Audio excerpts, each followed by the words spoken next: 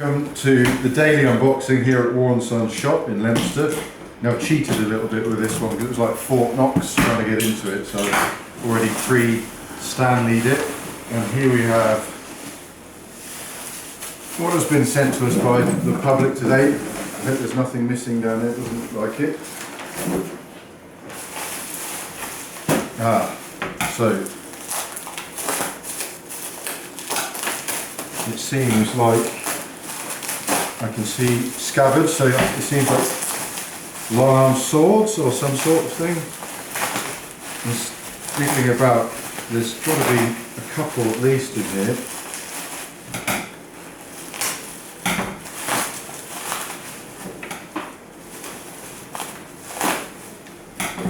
Okay, so I've got one hilt down this side and then I've got the tip of the scabbard as well, so two swords. Now let's get this first baby out. I have to be careful here because we've got straps, they could be quite old, we've got a sword knot,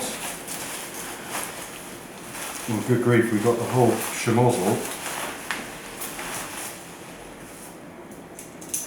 Okay, what am I looking at here? So, lion's head, ooh, steady. Now this is nice, look at this, so lion's head pommel with ruby eyes as they say. It's like a red cut glass, and a date straight away of 1915. So we are Imperial German, Prussian. We are. Oh, look at this! We've got details on here.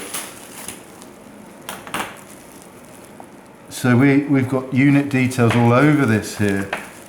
It's going to take some deciphering because they're underneath the strapping. I think we've got a name there. We've got LTN Lieutenant. That's going to be, and then a name. Looks like Maya, OAAK, and then it's hard to see this, but you've got, looks like Lockstetter Lager, and there's another Lieutenant Copper that time on there as well, so it's sort of been doubly personalised, I believe. 1915, as I say, on this side. And there's more names. There's another Lieutenant, Trising.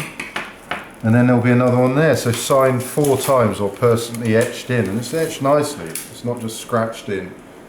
Lovely hilt on the thing, with the original straps. Wow, blows your mind.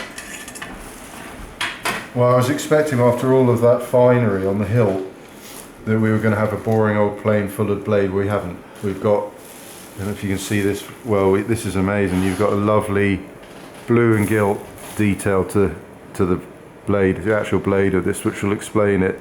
My German has never been good, especially when in Munich in the beer halls. It's something marking the service of, I think 3 officers, are we saying there? I don't know, I'd have to work that out.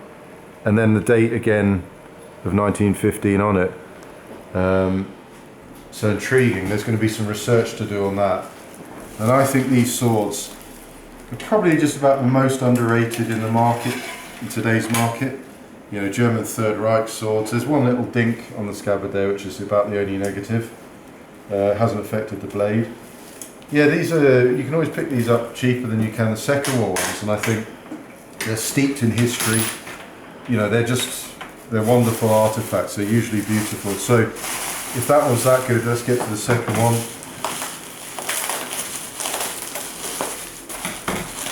Now, whenever opening these things for members of the public, I always think it's just incredible what's still out there. You know, people have these things, they find them, they're handed down.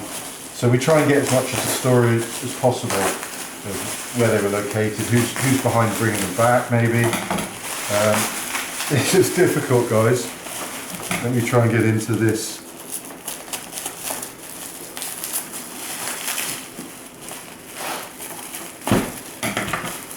I don't use the stand, you see, because I think it could just rip it up.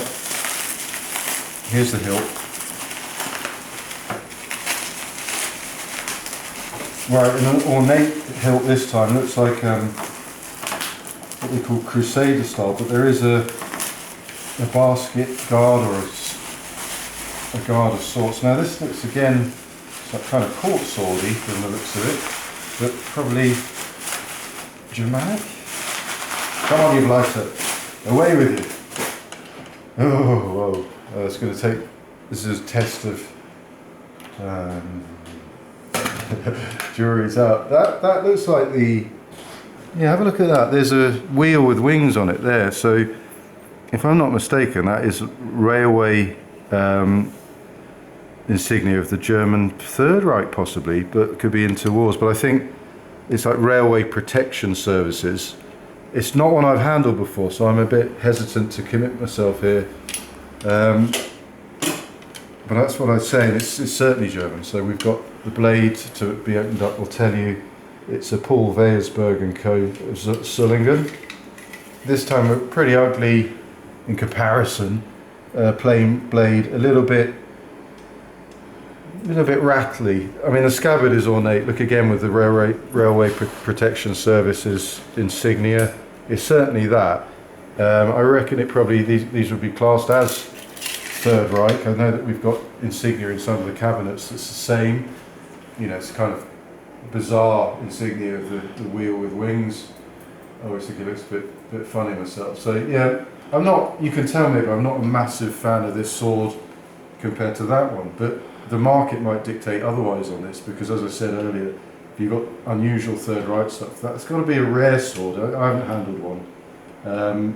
But it's just not, for me, my personal favourite is that first one. But nonetheless, delighted with these finds. These are incredible. So we'll get back to this, the member of the public that found these and has sent them to us. It's delightful actually to receive two of that nature. Quite unusual, both of them.